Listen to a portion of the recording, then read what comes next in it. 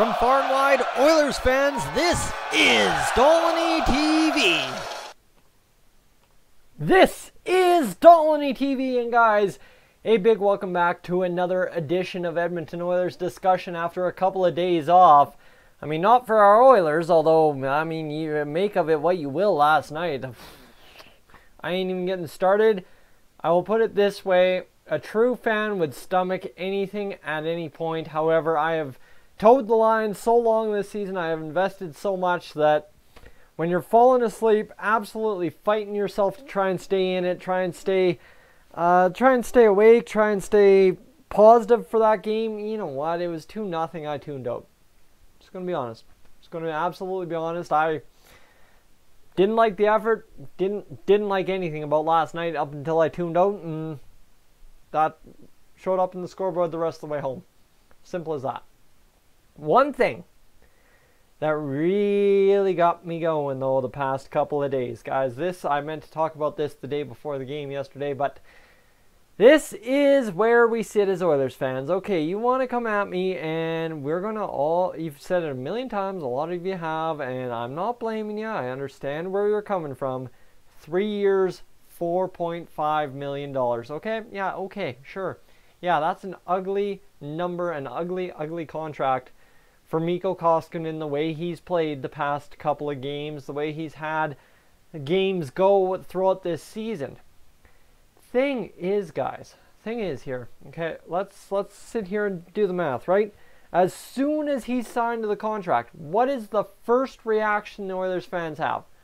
For a goaltender that up until that point had pretty much impressed us, right? A lot of us really loved what Mikko Koskinen was doing. A lot of us were really appreciative that we had a goalie that went out there to win, unlike Cam Talbot. And man, we absolutely loved Mikko Koskinen. But all of a sudden, he gets signed to a ridiculous Chiarelli contract, and the public opinion changes like that. Just like that, bang! All of a sudden, he's a villain.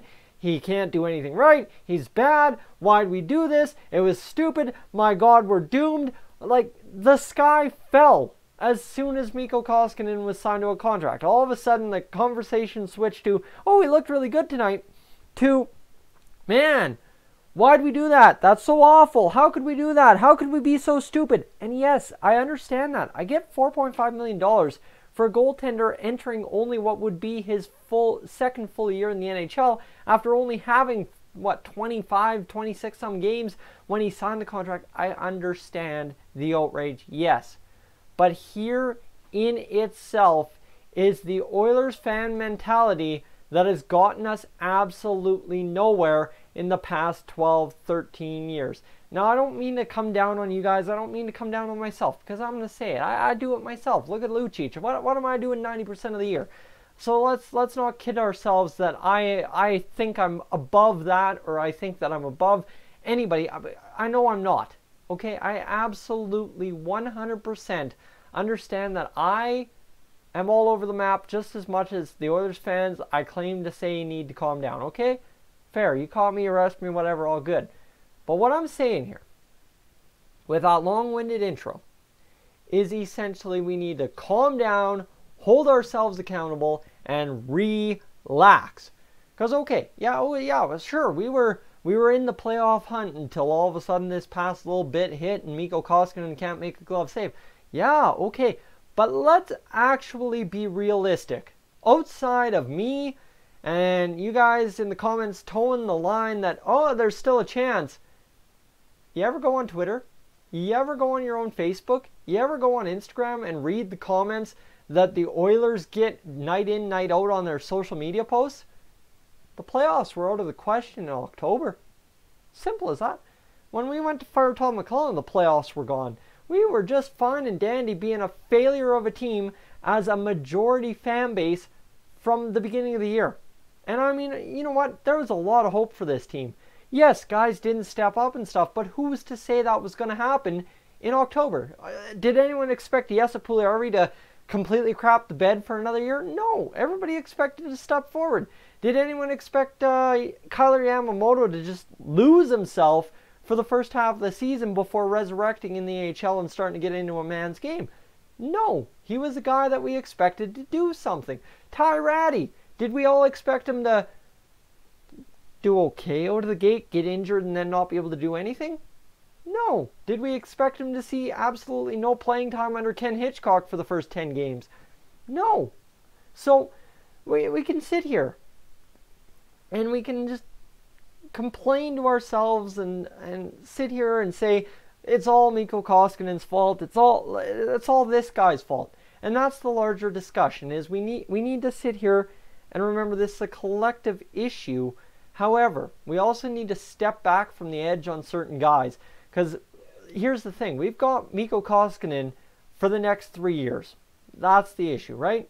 And if we're all going to take the exact same approach we have with every other player, that as soon as he signs and he fails our expectations the first 20 games, suddenly we want him shipped to, I don't know, China to play in the C League in China because he's absolutely useless to us. Or so they say. Well, there's the problem. We've all seen this. Justin Schultz, Jeff Petrie, Jordan Osterley to some degree. Guys that have gone places. Sam Gagner after he left. Andrew Cogliano. There's so many guys that we've shipped out. David Perron. Anyone remember that name? Right? We've shipped out so many guys over the years. Devon Dubnyk.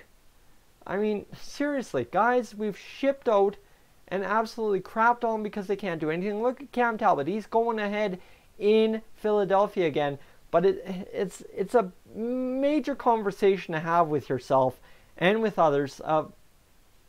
It's environment versus lack of talent, I guess is what I'd say. Right? If you're talented, and you're talented as hell, but you surround yourself in a bad environment, you're going to fail. 100%. Right? If I sit there with guys that don't watch Oilers games, don't talk about the Oilers, don't do anything, and that's all I do when it comes to Oilers coverage, right? All I do is surround myself with people who don't do anything, don't discuss anything. How can I expect to have a well-rounded, well-formed opinion, right? Obviously, right there. That's my example I'm going off of here. Now, if you're a goaltender in Edmonton, a Cam Talbot, a Mikko Koskinen, a Devon Dubnyk, anybody we've had in net for the past 13 years, and you sit there and have a bad game, and Koskinen, it's been several, and yes, it's something we can work on in the off-season. However, if you're getting harped on for the same thing night in, night out, whether you fix it or not, if that's the overhanging thing in your environment, this can't make a glove save, and that's everything everyone tells you when they see you on the street. That's what the social media is all about, right? If you can't escape the environment of negativity, how do you expect to use your talent? Obviously, right? If you have no confidence that people have confidence in you, how can you go out there and perform? And that's, I'm not trying to sit here and defend the lack of solid play we've seen from Mikko Koskinen. But the issue I take with it is we have him for 3 years, $45 million, or $4.5 million, pardon me, and we're already sounding like a fan base that wants to ship him out before that contract even takes place. That contract is not in effect right now. That contract has no value on this season. Right now, Mikko Koskinen is a 1-year deal, $2.5 million goaltender. And somehow, some way, out of Mikko Koskinen, we have a 20-win season, okay? So, let's step away from the edge. Let's appreciate what we got and just try to hold ourselves in place for now. See what he brings next year before jumping ship and already yelling that it's a waste and things. Just let's calm down, relax, and go back and wait it out, because I really would hate to see a goaltender that in this circus show of a season for the Oilers gets 20 plus wins and we want him on a spike out of town. I really don't like that. Yes, okay, I will gladly, if Mikko Koskinen comes out like Cam Talbot next year did the start of last year, all through last year and this year as well, like Cam Talbot did. If he does that next year and the year after, 100%, I'll eat my words. I've got the alphabets in the cereal cupboard. I will, seriously, if I get my live streaming back ever, I will sit here and eat a bowl of alphabets to eat my words for you guys. That's my promise to you on this Mikko Koskinen, what's almost becoming a fiasco because we're all overreacting in my opinion. Guys, I'm Tyson, this is Dolynny TV. Thank you so much for tuning in. I'm probably wrong. Let me know your thoughts in the comments and we'll discuss it as the comments are down below. Type them away. Get going. Let's discuss. I'm up on out of here.